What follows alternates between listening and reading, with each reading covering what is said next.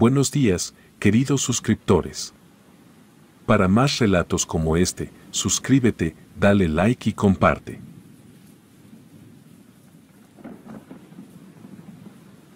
A veces pienso en que, a muchas cosas inexplicables, se les ha dotado de una explicación romántica y positiva, historias que fueron creadas para dejar de tener miedo a la realidad aterradora, que resulta encontrarse con un ser que no pertenece a nuestro plano de existencia, o tal vez puede que nosotros mismos seamos aquellos que invaden el espacio donde alguna vez dominaron. Yo estuve a punto de responder a esta pregunta hace mucho tiempo, cuando era apenas una joven entusiasta que practicaba el campismo y la exploración urbana. Durante una ocasión me invitaron a pasar unos días en un poblado del norte del país, en Durango para ser exactos. Yo soy originaria de Málaga, España, pero llevo más de 10 años viviendo en México, y siempre escucho sus relatos tan interesantes, con los cuales me identifico con al menos un par. Este viaje a Durango lo realicé también bajo el propósito de encontrar algo de inspiración, y es que otro de mis pasatiempos es el dibujo y la pintura al óleo, pero para ese entonces no sentía nada de inspiración, más que nada porque pasaba por una etapa de desilusión amorosa y a diferencia de otros artistas. Yo no sé sacarle provecho a este tipo de emoción. Por lo regular, cuando estoy deprimida o triste, no me dan ganas de tocar la brocha o el lápiz. El lugar exacto a donde me llevaron aquella ocasión, la verdad no lo recuerdo, pues soy malísima en recordar direcciones, pero cuando escuché que iríamos a Durango, me imaginé que me llevarían al desierto, pero resultó que fuimos al campo, a una zona fértil, justo a un lado de un bosque. Un amigo de toda la vida no pudo acompañarme, porque enfermó de gravedad un día previo al viaje, por lo que yo misma estuve a punto de cancelar el viaje, pero después de meditarlo un par de horas, no quise desperdiciar el vuelo. Y es que al resto del grupo no los conocía, al menos no lo suficiente como para tenerles confianza, pero al ver que entre el grupo iban un par de chicas también, sentí un poco más de confianza. Nos alojamos en un poblado, que me recordó a las viejas películas de vaqueros del cine americano, inclusive el hostal donde nos quedamos, parecía de esa época, cosa que hizo que nuestro hospedaje fuese bastante agradable. Aquella noche, terminamos bebiendo cervezas en una cantina tradicional. Yo no tardé en entablar amistad con un sujeto que tenía pinta de árabe, barba poblada, piel morena y pestañas como de camello. Sinceramente, me sentí atraída a él desde un principio, y no tanto por sus rasgos físicos, sino porque era una persona culta, con la cual pude hablar de diversos temas, con los que normalmente no puedo hablar con cualquier persona. Mientras bebíamos otra ronda de cerveza, escuché a otros turistas que hablaban acerca de un pequeño poblado perdido entre el bosque y el campo, donde existía una mina abandonada, junto a un cementerio que databa de los primeros años de la colonia. Según ellos, ahí ocurrían cosas extrañas, muy parecidas a lo que ocurría en la zona del silencio, lugar que hasta la fecha no tengo el gusto de conocer, pero he escuchado que los aparatos eléctricos fallan, lo mismo que las brújulas se vuelven locas. Sentí mucho interés por aquel lugar, aunque no quise creer mucho acerca de lo que hablaban estos turistas. Si deseaba ver un cementerio antiguo, así pues, me acerqué a ellos para ver si podrían indicarme qué camino tomar para llegar a aquel cementerio. Me trazaron qué camino seguir en un mapa, y después de que coquetearan conmigo, les agradecí y me alejé de la mesa. Le mencioné a un par de chicos del grupo acerca de este lugar, pero me dijeron que ellos iban exactamente en dirección contraria, además de que la zona en la que pensaban acampar quedaba demasiado retirada, por lo que no tendríamos oportunidad de ir tras lo que ellos nombraron, un lugar de fantasía. Fuera a causa del calor de la bebida o que algo más me llamaba, terminé convenciendo a este chico con pestañas de camello y otra chica de separarnos del grupo e ir en busca del cementerio. A la chica, que se llamaba Laura, no fue difícil convencer, pues ella era fotógrafa y si encontrábamos un lugar como ese, era muy probable que realizara buenas fotografías, que después vendería a algún diario de la Ciudad de México. Entonces, Mauricio, Laura y yo, terminamos separándonos de los demás sujetos, cosa que fue muy acertada, pues tiempo después nos enteramos de que no eran buenas personas e intentaron abusar de la otra chica que viajaba con nosotros, quien de no ser porque iba una familia pasando por el lugar, quién sabe qué le habría pasado. El caso es que anduvimos por una brecha, que nos llevó hasta la entrada de un rancho abandonado, y después de seguir por un camino sobre la sierra, llegamos a una especie de mirador, donde sentí resurgir mi inspiración, así que comencé a tomar unos bosquejos en un cuaderno que siempre cargo conmigo. Cuando reanudamos la marcha, comenzaba a oscurecer, y yo me sentía decepcionada de no poder encontrar a ninguna persona a quien preguntarle acerca del lugar del que había escuchado. Entonces me sentí estúpida por haber ido tras una falacia, ir detrás de un paraje del cual no tenía más certeza que unos garabatos sobre un mapa. En eso, escuché a Mauricio decir que alcanzo a ver una especie de mausoleo, a lo lejos, sobre un terraplén. En eso buscamos algún paso, alguna brecha que nos permitiera bajar e ir hasta aquel lugar. La encontramos, aunque fue difícil caminar, ya que la maleza se había adueñado de todo el camino. Con dificultad, logramos llegar al terraplén y después de mover algunas hierbas, nos topamos con que habíamos llegado al fin a nuestro destino. Realmente no eran muchas tumbas, a lo mucho contamos 10, eso sí, todas bien ornamentadas. De entre todas, lo que más relucía, era una cúpula de lo que aparentaba ser un mausoleo. El acceso no fue difícil, pues la reja que guardaba la entrada estaba tan oxidada, que se rompió apenas la tocamos. Dentro olía bastante mal, aunque encontramos pistas de que alguien más estuvo visitando el lugar, pues encontramos latas de cerveza, botellas deteniendo velas de cebo. Bajamos hasta las catacumbas dentro de la cripta, tuvimos que hacer uso de linternas para poder ver dentro, y no alcanzamos a ver ninguna inscripción en ninguna lápida, pero sí vimos varios símbolos que nos indicaron que el lugar fue frecuentado por alguna persona que practicaba la brujería. Laura, emocionada por la oportunidad de capturar imágenes inusuales, comenzó a tomar fotografías, mientras Mauricio y yo continuamos explorando. De repente, escuchamos un susurro débil que parecía surgir de las sombras. La atmósfera se volvió densa y cargada de energía. Miramos alrededor, pero no vimos a nadie. Entonces encontramos algo dentro de un nicho abierto, acercamos una lámpara, apenas la luz rozó dentro del nicho, vimos algo en verdad macabro. Se trataba de un par de manos humanas disecadas. Yo tuve la imprudencia de tocar una, y la piel se sentía tersa pero fría. No imaginaba bajo qué fin habrían colocado esas manos ahí. Mauricio dijo que tal vez fueran las manos de algunos incautos, que al igual que nosotros nos atrevimos a entrar a ese profano lugar. Decidimos salir de las catacumbas y regresar a la superficie. La noche había caído por completo, y la luna llena iluminaba el cementerio de una manera que le daba un aspecto siniestro. Al salir, notamos que el mausoleo estaba cubierto con enredaderas y hojas, dándole un aspecto abandonado. Como ya era tarde y Laura deseaba hacer más fotografías, decidimos levantar el campamento en una planicie cercana que se veía despejada. La noche transcurría en tranquilidad, como solo puede sentirse en el campo. Encendimos una fogata y compartimos una comida. Yo me sentía triunfante de haber llegado hasta ese lugar, pero de pronto comenzamos a notar cierto resplandor por encima del terraplén, donde se encontraba el mausoleo. A simple vista parecían unas esferas hechas de puro fuego.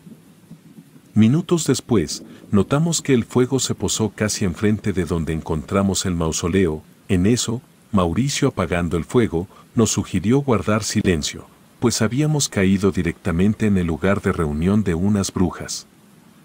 Yo le respondí que nada malo ocurría. Si se trataban de brujas, solo serían mujeres realizando algún ritual o alguna cosa así, pero Mauricio me indicó que no era tan sencillo, que en efecto, existían mujeres que practicaban brujería. Por otro lado, existían aquellas almas que fueron poseídas por entidades antiguas que conoceríamos como demonios, y habitaban este tipo de lugares. Según él, su verdadera forma residía dentro de esas esferas luminosas, aunque eran capaces de adquirir cualquier forma, por más grotesca que fuera. además, de lo que más deberíamos de temer, era que tal como en las viejas historias, poseían el poder de lograr que también sus víctimas cambiaran de forma, causando una agonía y sufrimiento perpetuo. Esto último en verdad me causó miedo, así que de inmediato me puse a rezar, y a lo lejos, veíamos unas especies de sombras entre la luz del fuego, como si varias personas danzaran alrededor. Las brujas, o lo que fuera que estuviera ocurriendo en el terraplén, seguían con su ceremonia, las esferas de fuego titilaban, proyectando sombras distorsionadas sobre la maleza circundante. Aunque no podíamos distinguir los detalles exactos, la atmósfera sugería un evento sobrenatural. De repente, las esferas comenzaron a elevarse en el aire, formando una especie de espiral luminosa. Nos quedamos boquiabiertos ante el espectáculo, sin poder apartar la mirada de aquel fenómeno misterioso. Mauricio, preocupado, insistió en que debíamos alejarnos del lugar cuanto antes. Yo le dije que sería estúpido caminar de noche por la brecha, pues existían peligros más reales que sus fábulas. Dicho esto, comenzamos a notar que sobre el campamento comenzaron a aparecer las mismas bolas de fuego. El terror se apoderó de nosotros, pues juro por Dios que dentro de esas esferas, lograba notar como si dentro estuviese el cuerpo de una persona. No sé cómo explicarlo, era como si las extremidades se les encontraran todas dobladas. Por fortuna no nos hicieron nada, solo acecharnos, pero aquel tétrico espectáculo terminó cerca de las 5 de la madrugada, y apenas salió el sol, levantamos el campamento y regresamos al hostal. Platicamos mucho acerca de las brujas y las manos disecadas. Todos creíamos que de haber durado un par de días más en ese lugar, tal vez nuestras manos estarían colgando también ahí dentro de ese mausoleo. Desgraciadamente las fotografías salieron veladas, aunque Laura, con quien seguí en contacto, me presumía seguido haber fotografiado una de esas esferas de fuego, pero la verdad es que jamás vi tal imagen. A pesar de la experiencia, no he dejado de practicar senderismo, aunque ya jamás lo he hecho sola.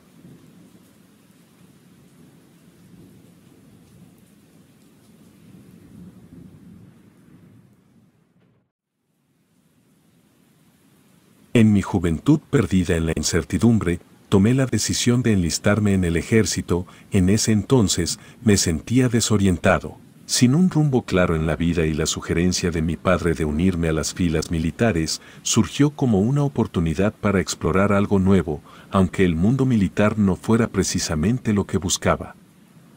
La verdad es que conseguir un puesto en el ejército en aquellos días no resultó ser tan complicado como podría ser hoy en día. Las circunstancias eran distintas y mi falta de dirección en la vida encontró refugio temporal en la estructura militar. Pronto descubrí que era hábil siguiendo órdenes y obedeciendo a una jerarquía. La corrupción que a veces se filtraba en las filas militares no me preocupaba demasiado. Siempre mantuve la mentalidad de que mientras no afectara directamente a quienes me importaban, los demás podían hacer lo que quisieran. A lo largo de los años, no solo me adapté bien al ambiente militar, sino que ascendí de rango hasta convertirme en líder de un pelotón. Mi familia siempre estuvo orgullosa de mis logros.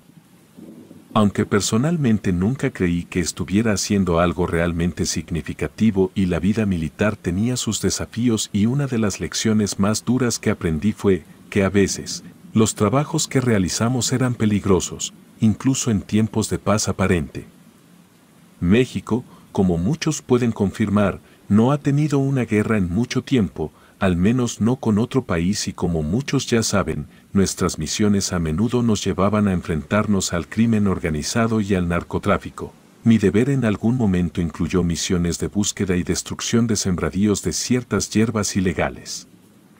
Fue en uno de estos operativos donde viví la experiencia más aterradora de toda mi vida, una situación que aún me atormenta en las noches y que por órdenes superiores me está prohibido hablar con detalle. Por respeto a las personas involucradas, omitiré ciertos detalles y cambiaré nombres y lugares. En esa ocasión en particular, recibimos un informe que sugería la existencia de un enorme sembradío de sustancias ilícitas en medio de la densa selva. Todo parecía indicar que sería un trabajo de rutina, fácil de entrar y salir, pero la realidad nos golpeó de frente a medida que nos acercábamos. Comenzamos a escuchar una ráfaga de disparos que rasgaban la tranquilidad de la selva. Pronto nos dimos cuenta de que varios hombres custodiaban el lugar y estaban dispuestos a defenderlo con todas sus fuerzas. Es por eso que la situación se volvió caótica. Aunque estar en medio de un tiroteo en la selva podría clasificarse como una experiencia traumática, para mí, lo más impactante de esa ocasión no fue el enfrentamiento en sí. De todos los hombres que lideraba en ese momento, solo quedábamos 5, incluyéndome. Habíamos logrado salir de ahí de puro milagro, pero incluso después de escapar de aquel peligro, nos dimos cuenta de algo que eclipsaba la amenaza inminente de aquellos hombres armados. Nos habíamos desviado demasiado del camino y ahora estábamos completamente perdidos en medio de la espesura de la selva. Tratamos de no entrar en pánico, pues nuestro entrenamiento militar se había centrado en mantener la calma y la cabeza fría en situaciones de alto riesgo como esa. Además, contábamos con un sólido entrenamiento en supervivencia, lo que significaba que teníamos las habilidades necesarias para mantenernos a salvo hasta que pudiéramos encontrar una salida. Revisamos nuestras mochilas y equipo, evaluando cada recurso que teníamos a nuestro alcance. Era crucial encontrar un refugio que no solo nos escondiera de aquellos hombres, sino también nos protegiera de los peligros naturales de la selva. Todos éramos conscientes de que en esa jungla habitaban depredadores grandes, que no dudarían ni un segundo en defender su territorio de extraños. La primera noche transcurrió sorprendentemente tranquila. Encontramos un refugio adecuado y a pesar de montar guardia por turnos durante toda la noche, no nos encontramos con ningún animal peligroso, ni mucho menos con alguna de esas personas. Empezamos a pensar que quizás esas personas ya nos habían dado por muertos, lo cual era una preocupación menos. A la mañana siguiente, al despertar, todos nos pusimos manos a la obra para trazar un pequeño mapa que nos guiara de vuelta a la civilización, lejos de la implacable selva que amenazaba con atraparnos indefinidamente. Después de un modesto desayuno para recobrar fuerzas, reiniciamos nuestra caminata. Nadie sabía de nuestra desaparición, por tanto, nadie estaba buscándonos y pasaría un día o dos para que lo notaran. Las provisiones eran escasas. Nuestra misión original no preveía una estadía prolongada en la selva y la idea de salvarnos por nuestra cuenta sonaba cada vez mejor. La estrategia era clara: encontrar el río y seguir el curso de la corriente para volver a la civilización. Conscientes de la necesidad de actuar con rapidez, nos adentramos nuevamente en el espeso manto verde. Aunque nadie lo expresaba abiertamente, la desesperación se filtraba en cada paso. La incertidumbre de encontrar el río y liberarnos de este entorno opresivo pesaba en cada uno de nosotros. Después de unos 40 minutos sin éxito y la posibilidad de no encontrar el río, de perdernos irremediablemente en la vastedad de la selva, se volvía más palpable con cada paso. El temor de no volver a ver a nuestras familias se apoderaba de nuestras mentes y en ese momento, la selva parecía cerrarse sobre nosotros, despojándonos de cualquier pensamiento de esperanza. Decidimos seguir avanzando, confiando en que en algún momento encontraríamos el ansiado río que nos conduciría de vuelta a casa. La fatiga y el hambre empezaban a mermar nuestras fuerzas y el terreno hostil no mostraba signos de ceder. Entonces un estruendo metálico resonó a escasos metros de nosotros. Fue como si algo muy grande hecho de metal se hubiera estrellado contra la selva. Nos agachamos instintivamente, convencidos de que el sonido solo podía provenir de aquellos hombres del crimen organizado que nos perseguían. Sin embargo, la selva guardó un silencio sepulcral después de aquel estruendo, sin indicios de actividad humana. Pasaron minutos y la selva permanecía en calma. Levantamos la vista con cautela y comenzamos a caminar en dirección al origen del ruido, el corazón latiendo con una mezcla de temor y expectación. A medida que avanzábamos, la selva parecía devolvernos a la realidad, sin señales de que algo metálico y grande hubiera causado aquel estruendo. La confusión y la duda se apoderaron de nosotros. Tal vez, el agotamiento y el hambre habían jugado trucos con nuestra percepción. Decidimos continuar nuestro camino, tratando de dejar atrás el misterioso sonido que aún resonaba en nuestras mentes. Otros 30 minutos transcurrieron en medio del silencio interrumpido solo por el murmullo constante de la selva, justo cuando empezábamos a creer que el incidente anterior había sido una ilusión. Otro sonido rompió la quietud de la selva. Esta vez, no era metálico, era un rugido profundo y aterrador, un sonido que envolvía la selva con una presencia intimidante. Reconocimos el sonido de inmediato, era el rugido de un jaguar, una de las criaturas más imponentes y peligrosas de la selva, aunque la idea de toparnos con uno de estos depredadores nos llenaba de temor. Lo que descubrimos al escuchar más detenidamente fue aún más aterrador. Aquel rugido del jaguar no resonaba como el de un depredador acechando o luchando, más bien, parecía un lamento, sus últimos suspiros de vida resonando en la selva. Para nosotros, en ese momento, la idea de enfrentarnos a un jaguar ya era aterradora, pero lo que vimos al asomarnos dejó una marca imborrable en nuestras mentes. El jaguar yacía moribundo en el suelo, emitía sonidos agonizantes, pero lo que capturó nuestra atención no era otro felino o depredador conocido. Al principio, parecía que el jaguar estaba cubierto por algún tipo de cobertor, la escena era surrealista, pero al observar con mayor detenimiento, nos dimos cuenta de que no era un cobertor en absoluto, sino otra criatura, una criatura que no teníamos referencias, algo completamente ajeno a nuestro entendimiento. Lo describiría como algo plano, comparable a una estrella de mar, pero en lugar de una forma estrellada, era más similar a un rectángulo. Sin embargo, lo más inusual eran las cientos de pequeñas patas, similares a las de un insecto pero más duras, que parecían clavarse en la piel de su presa. La parte superior estaba cubierta por un pelaje negro que a primera vista parecía un manto de felpa. La criatura, inmersa en su macabra tarea, devoraba al jaguar moribundo. En un primer momento, nos resultaba difícil entender lo que veíamos, ya que parecía que simplemente lo estaba cubriendo. Sin embargo, mientras permanecíamos estupefactos, la criatura reveló que no solo estaba absorbiendo la energía vital de su presa, sino que también se había percatado de nuestra presencia. Antes de que pudiéramos emitir algún sonido, la criatura se incorporó de una manera que desafiaba toda lógica. Su forma rectangular no permitía distinguir claramente dónde estaban su cabeza o sus extremidades. Sin embargo, cuando se enderezó, pudimos ver la parte inferior de la criatura y lo que reveló nos dejó aún más boquiabiertos. Nos dimos cuenta de que la criatura nos observaba con una atención que sugería una inteligencia sorprendente. A pesar de su forma grotesca y su comportamiento depredador, emanaba una extraña serenidad, como si estuviera en sintonía con la naturaleza misma de la selva. Y en ese momento, la selva pareció callar en reverencia ante la presencia de esta criatura desconocida. En el momento en que la criatura se incorporó, reveló su naturaleza grotesca y terrorífica. 3 bocas circulares, repletas de diminutos dientes, ocupaban la parte superior de su forma rectangular.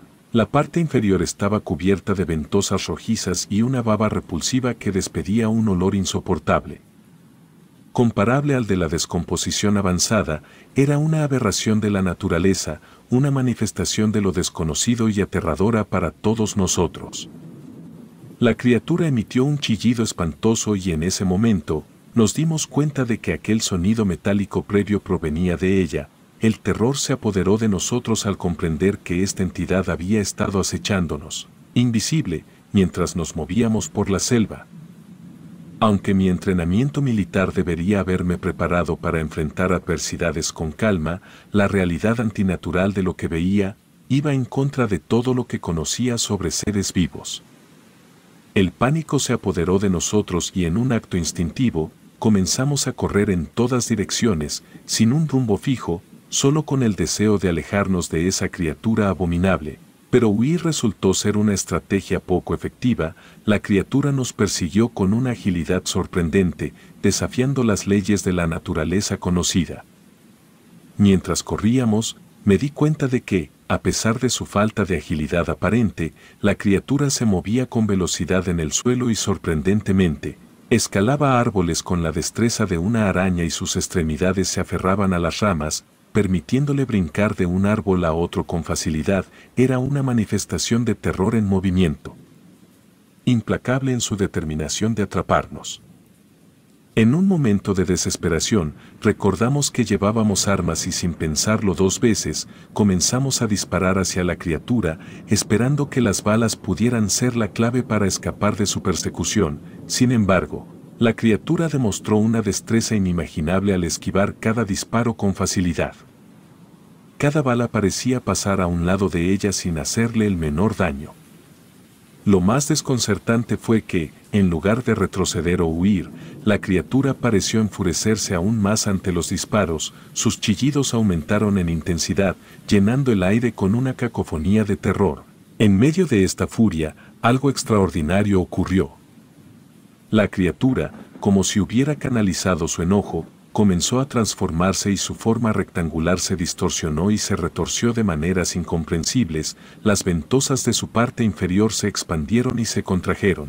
La baba que la cubría comenzó a brillar con una luminiscencia que era perfectamente observable incluso con la luz de día. En ese momento, mientras aún corríamos y disparábamos, la criatura desapareció de nuestra vista, no se evaporó ni se desvaneció, simplemente se volvió invisible a nuestros ojos aterrados. El bosque pareció suspirar con alivio, liberado de la presencia inquietante de esa entidad desconocida. La selva se sumió nuevamente en un silencio inquietante, nos detuvimos jadeantes y confundidos, sin comprender completamente lo que acabábamos de presenciar. La criatura seguía presente en nuestras mentes, una sombra en el límite de nuestra percepción. Justo cuando creíamos que habíamos perdido a la criatura, ésta cayó repentinamente sobre uno de los hombres que nos acompañaban, su rostro quedó completamente envuelto por la forma rectangular de aquella entidad. Aunque el hombre intentó resistir al principio, en cuestión de minutos se desplomó en el suelo. No puedo afirmar con certeza qué le hizo la criatura, pero siempre he pensado que lo asfixió, ya que sus manos se volvieron moradas, como si se hubiera quedado sin aire en el cuerpo. Viendo la oportunidad, otro de los hombres disparó hacia la criatura, aunque la bala no penetró su piel, sí logró hacer que algo parecido a la sangre brotara de ella, un líquido verde fosforescente que no se comportaba como la sangre de ningún ser conocido. Sin embargo, esto solo enfureció a la criatura, que se enroscó alrededor de la pierna del hombre que disparó. Los demás intentamos liberarlo, pero la criatura se aferraba con una fuerza sobrenatural. Ante la impotencia, otro hombre intentó disparar, pero la criatura con una agilidad asombrosa, esquivó la bala y ésta terminó incrustada en la pierna del mismo hombre. Ahora, no solo tenía heridas causadas por las bocas de la criatura, sino también una bala alojada en su pierna. El pánico se apoderó de todos mientras intentaban disparar a la criatura, que viéndose superada, escaló los árboles y se alejó a una velocidad sorprendente, finalmente huyendo de la escena.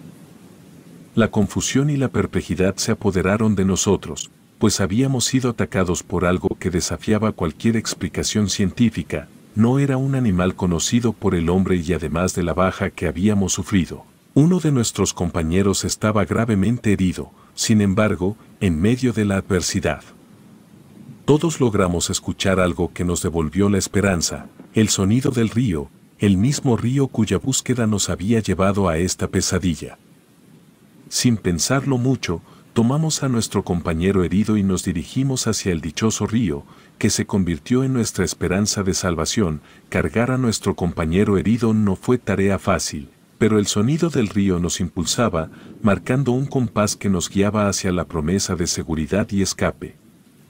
Al llegar al río, el alivio inicial se mezcló con la conciencia de que aún no habíamos alcanzado la verdadera seguridad. A pesar de la necesidad de caminar varios kilómetros para llegar a la civilización, la esperanza se reavivó al divisar a lo lejos a personas que vivían en las cercanías del río. Rápidamente nos dirigimos hacia ellos, recibiendo la ayuda que tanto necesitábamos y pronto estábamos en camino de regreso a nuestros hogares. Sin embargo, la historia no concluyó ahí.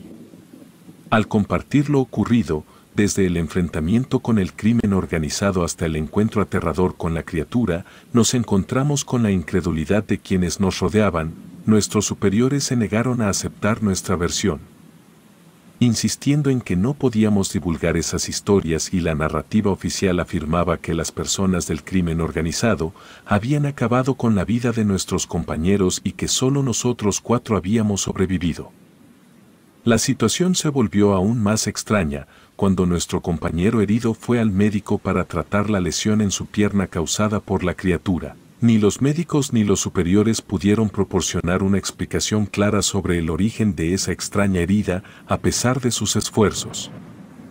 La pierna no pudo ser salvada y se vieron obligados a amputarla. Nos prohibieron hablar del incidente y nos hicieron firmar acuerdos de confidencialidad. Mi mente no dejaba de dar vueltas a la pregunta de por qué nuestros superiores nos impedían compartir la verdad. ¿Qué razones ocultas había detrás de la negación de nuestros encuentros con el crimen organizado y la criatura desconocida? La intriga y la frustración se mezclaban en nuestros pensamientos mientras intentábamos asimilar la realidad que se estaba construyendo en torno a nosotros. A día de hoy, estoy convencido de que en la espesura de la selva existe una criatura desconocida para la humanidad, aunque no tengo pruebas tangibles que respalden mi creencia. La experiencia vivida ha dejado una marca imborrable en mi mente. Prefiero que esa criatura permanezca oculta en la selva, lejos de la atención humana, donde sus misteriosos secretos no pongan en peligro a quienes se aventuran en ese entorno inhóspito. La selva guarda sus secretos y algunos encuentros, por más aterradores que sean, deben permanecer en la oscuridad para preservar la tranquilidad de quienes no están preparados para enfrentar lo desconocido. La verdad puede ser tan espeluznante como la ficción y tal vez es mejor que aquella criatura se quede oculta. Pero la razón por la que cuento esto es para que quien sea que se adentre a la selva esté consciente de lo que puede encontrar.